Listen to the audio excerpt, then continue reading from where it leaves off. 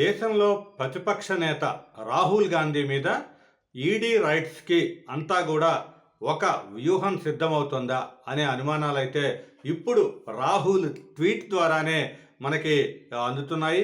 ఎందుకంటే తనపై ED rights చేయటానికి, అరెస్ట్ చేయటానికి కూడా కేంద్రం కుట్ర పన్నుతుందంటూ మొత్తం కూడా రాహుల్ గాంధీ ఒక సంచలనమైన ట్వీట్ చేయటం ద్వారా దీన్నైతే దేశానికి తెలియపరిచారు.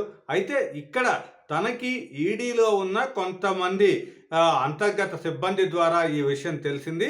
తనపైన దాడి చేయటానికి పూర్తి స్థాయిలో కేంద్ర ప్రభుత్వం సిద్ధమవుతుంది అని రాహుల్ చెప్పటం అనేది ఏదైతే ఉందో అది అసలు ఎవరు చెప్పారు ఏంటి అనేది, అంటే గోప్యంగా అంతర్గతంగా ఉన్న సిబ్బంది తనకి ఒక హింట్ ఇచ్చారు, జాగ్రత్తగా ఉండండి అంటూ హింట్ ఇచ్చారు. అయినా సరే తాను టీ, కాఫీ, బిస్కెట్లతో మొత్తం కూడా వాళ్ళకి ఆహ్వానం పలుకుతాను అంటూ రాహుల్ గాంధీ అయితే ట్వీట్ చేయటం అయితే ఇప్పుడు ఒక చర్చనీయాంశంగా మారింది.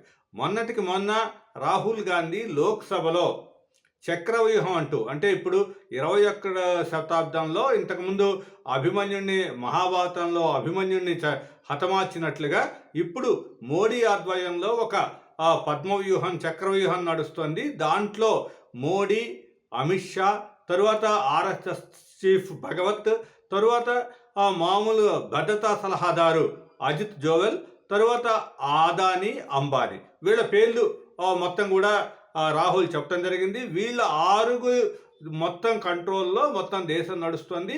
ఇవి కూడా ఇక్కడ ఈడీ, సిబిఐ ఇవన్నీ కూడా రాజ్యాంగ సంస్థలు ప్రతిపక్షాలని టార్గెట్గా చేసుకుంటున్నాయి. వాళ్ళని ఏదైనా సరే అణచివేయటానికి ఇవన్నీ కూడా ప్రయత్నిస్తున్నాయని తీవ్రమైన విమర్శలతో మొత్తం కూడా ప్రధాని మీద అటాక్ చేసిన వేళ ఇక్కడ అటాక్ చేసి 2 రోజులు కూడా గడవక ముందే రాహుల్ గాంధీ మీద ఈడీ అటాక్ జరుగుతుందా, అంటే ఈడీ రాహుల్ నివాసాల మీద వీటి మీద ఈడీ అటాక్ జరిగే అవకాశం ఉంది అనేది అయితే లీక్ రావటము, దాన్నే మామూలుగా రాహుల్ గాంధీయే ట్వీట్ ద్వారా తెలియజేయటం, దేశ ప్రజలకు తెలియజేయటం అయితే ఇప్పుడు చర్చనీయాంశమైంది. ఇప్పుడు దీని మీద కేంద్ర ప్రభుత్వం ఏ విధంగా స్పందిస్తుంది, అసలు అలాంటి విషయమే లేదంటుందా, లేకపోతే నిజంగానే ఈడీ దాడులు రాహుల్ నివాసాల మీద, రాహుల్ కార్యకలాపాల మీద ఈడీ దాడులకు కేంద్రం నిజంగానే ప్రయత్నం చేస్తోంది అనేది అయితే ఇంకా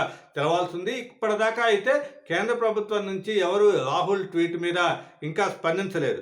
కాబట్టి దాంట్లో ఇప్పుడు మామూలుగా అయితే అక్కడ మీకు ఎవరు సమాచారం ఇచ్చారు, అసలు ఏంటి, దీన్ని ఒక రాజ్యాంగ సంస్థలని అప్రతిష్ట పాలు చేయటానికి మీరు ప్రయత్నిస్తున్నారు అనే విధంగా బీజేపీ కూడా తిరిగి అటాక్ చేసే అవకాశం ఉంది. ఏదైతే మీకు సమాచారం ఇచ్చిన వాళ్ళ పేర్లు చెప్పండి, వాళ్ళ మీద క్రమశిక్షణా చర్యలు తీసుకుంటామని కూడా బీజేపీ కానీ కేంద్ర ప్రభుత్వం కానీ అనే అవకాశం ఉంది. కాబట్టి ఇప్పుడు తనకి ఎక్కడి నుంచి సోర్స్ వచ్చింది ఏంటి అనేది అయితే రాహుల్ చెప్పకున్నా సరే రాహుల్ మీద కానీ ఆయన కుటుంబ సభ్యుల మీద కానీ ఈడీ దాడులకి బీజేపీ ప్రభుత్వం, అంటే కేంద్రంలో ఉన్న ఎన్డీఏ ప్రభుత్వం సిద్ధమవుతుంది అనే వార్త అయితే ఇప్పుడు పెను సంచలనంగా మారింది. దాంతో పాటుగా ఎక్కడ అసలు ఏం జరుగుతుంది, ఏ కోణంలో రాహుల్ మీద దర్యాప్తు చేస్తారు అనేది కూడా ఇప్పుడు ఇంట్రెస్టింగ్ పాయింట్గా అయింది. ఏదేమైనా సరే